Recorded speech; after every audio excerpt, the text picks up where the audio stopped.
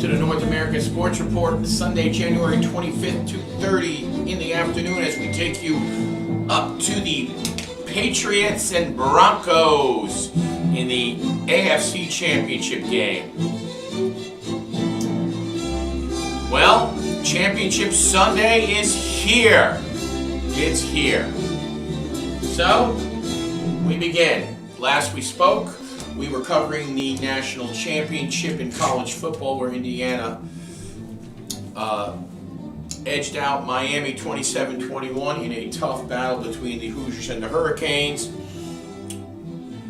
We finished our college season at 39-29-2, 10 games over 500, hit at 60%, a good year for us in college. Pro has not been as kind to us. We are 78-84-1 in our NFL picks this season, in our first year on the air. We have a lot to go over. Championship Sunday is here, 3 p.m. It's the Patriots visiting the Denver Broncos. The Patriots are a 3.5-point favorite, as of course we know Bo Nix is out for the season with his broken bone and his ankle, the injury he sustained last week in their playoff victory over the Buffalo Bills. Now, the Patriots will be getting Mack Hollins back, one of their receivers, which will help. I mean, Douglas has been great, Boutte has been great, they got Diggs, they've got good tight ends. The Patriots are relatively healthy and ready to rock and roll in this game. Now the Broncos, with Jarrett Stidham at quarterback, who hasn't thrown a ball in 2 years, I mean, who knows? You would expect them to have a good game plan for him. You expect their defense, listen, the big bad Bronco defense to me is a little bit overrated. Not that they're not top 5, but man, they got walked on. I mean, if the Bills didn't turn the ball over 6 frickin' times, they definitely win that game last week. And a little bit overrated. I would say the Houston Texans was clearly the best defense in the league, and if not for their inept quarterback, C.J. Stroud, they could be playing in this game. But the Bronco defense is going to need to put forth a Herculean effort to help out their backup quarterback, Jarrett Stidham, today in order to win this game. Listen, stranger things have happened. I like the Pats today. At 6:30, the NFC Championship game between the Los Angeles Rams at the Seattle Seahawks. The Seahawks are a 2.5-point favorite in this game. Listen, the Rams played almost a perfect game last week and still barely won.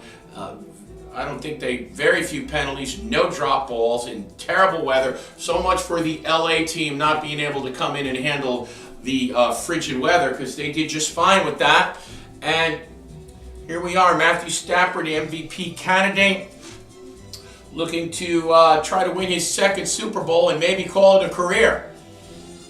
Anyway, the Seahawks are a 2.5-point favorite at home.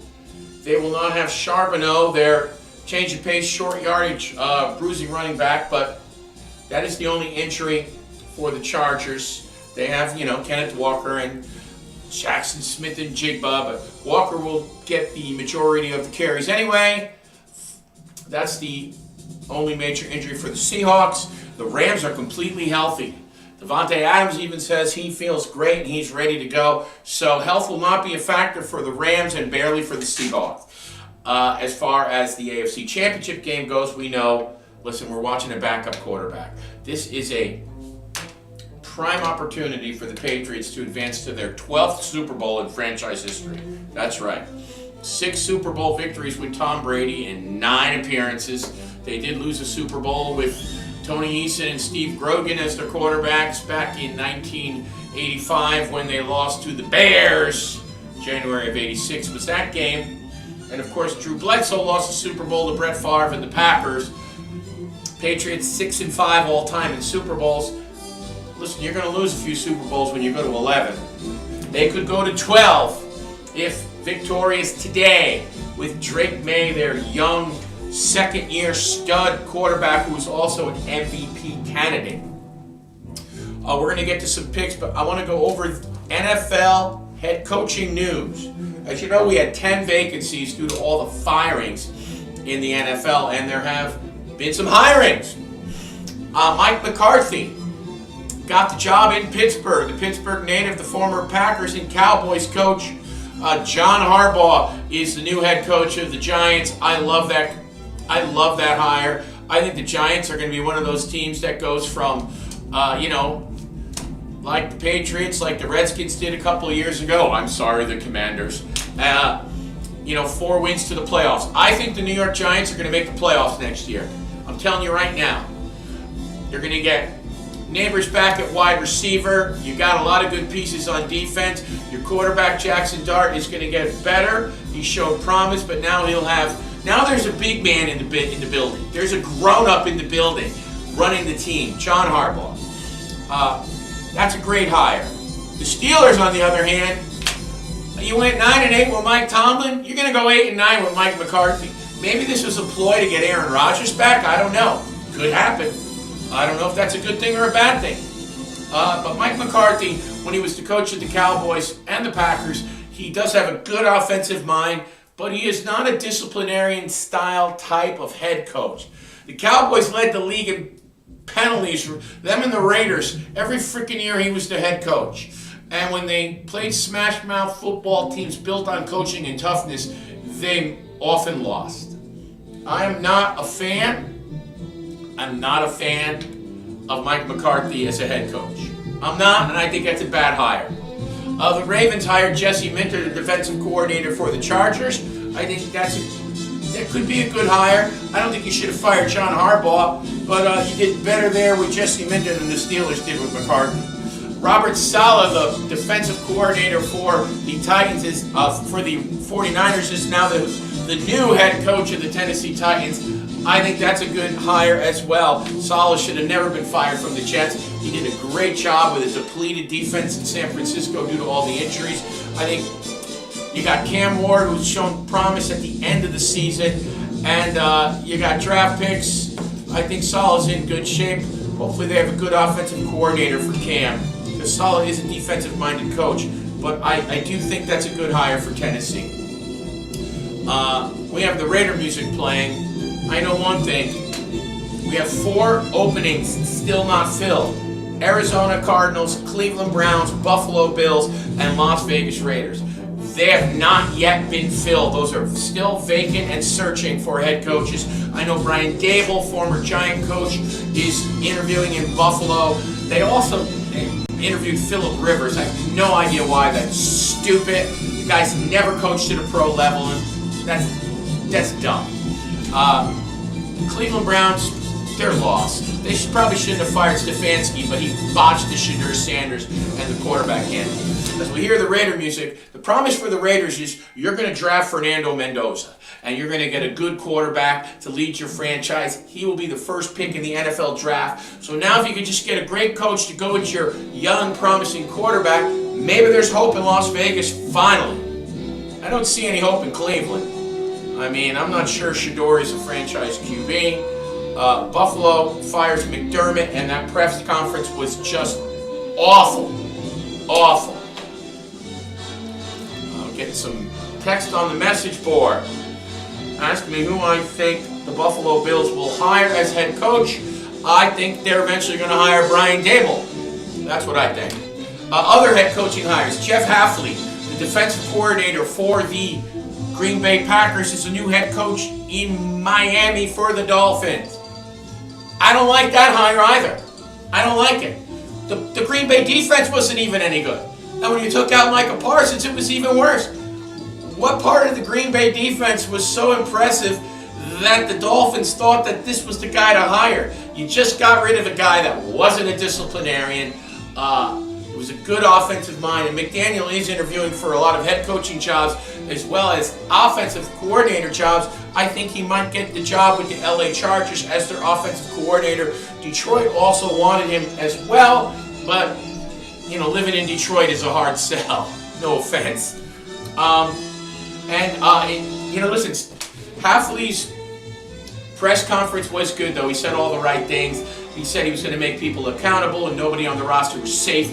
That is the things you do need for the Dolphins organization, because they were rudderless as far as discipline and in-game balls go. So In other news, Kevin Stefanski is the new head coach of the Atlanta Falcons. I think he's a good coach. I think that's a good hire. He did botch the quarterback shuffling in Cleveland, which led to his downfall, but I think he is a good offensive mind.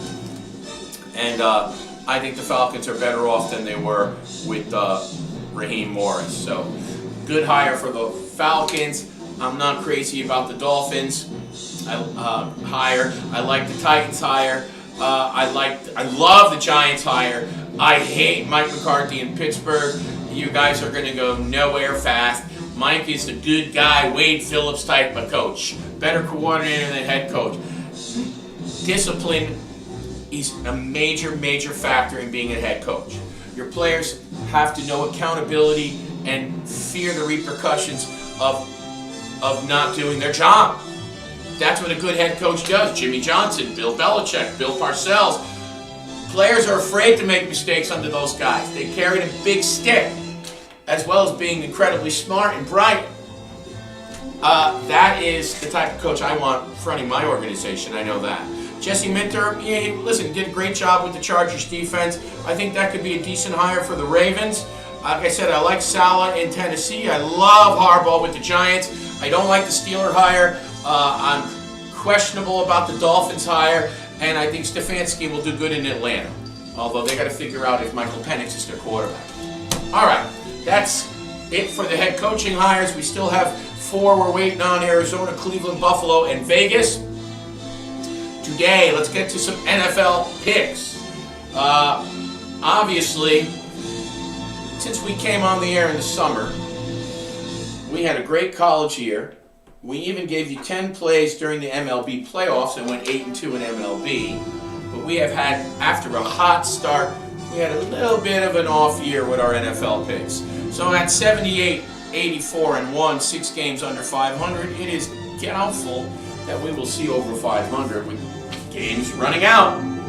Only have Championship Sunday today, these 2 games, and then the Super Bowl in 2 weeks. So, today, I think the Rams and Seahawks is going to be an incredible game. I do like the Seahawks to win the game. I'm taking Seattle minus 2.5 in this game, although I do think it is going to be a nail-biter of a game. I am taking the Rams in a teaser with the Broncos. Even though the Broncos are playing Stidham, I think their defense will be able to keep this a 7, 8, 9-point game. I think the Broncos will hang in there somehow. The Patriots have had a great season, but let's face it.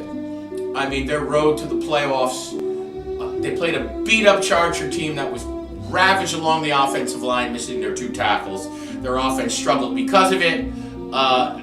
They struggled offensively, and then they struggled offensively against Houston. And Houston's quarterback, C.J. Stroud, was just awful. Anybody could have beat them. But listen, to the Patriots' defense, both those defenses were great. Drake May made some mistakes, but I have a lot of respect for a young kid that makes mistakes and bounces back. For instance, in the Texans game last week, Drake May is sacked 4 times in the game. He sacked 4 times. 3 times he's sacked, he fumbles 3 times, loses 2 of those fumbles, also throws a pick. So he's got a pick, 2 fumbles lost, 3 turnovers. A lot of young quarterbacks could fold. What does Drake May do?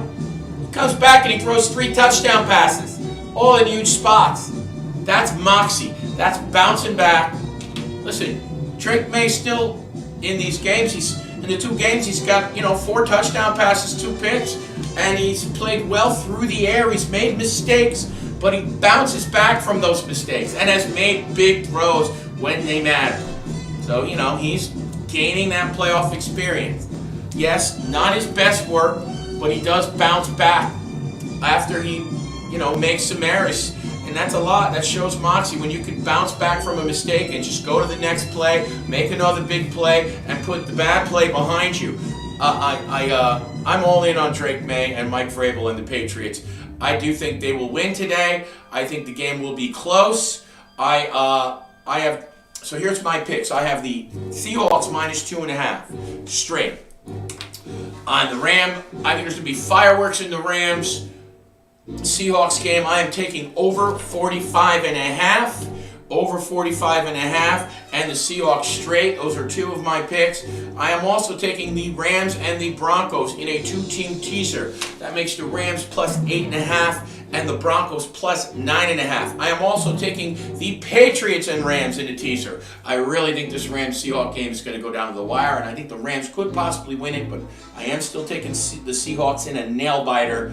I'll take the Seahawks 31 to 28, 34 to 31, something like that. 30 to 27.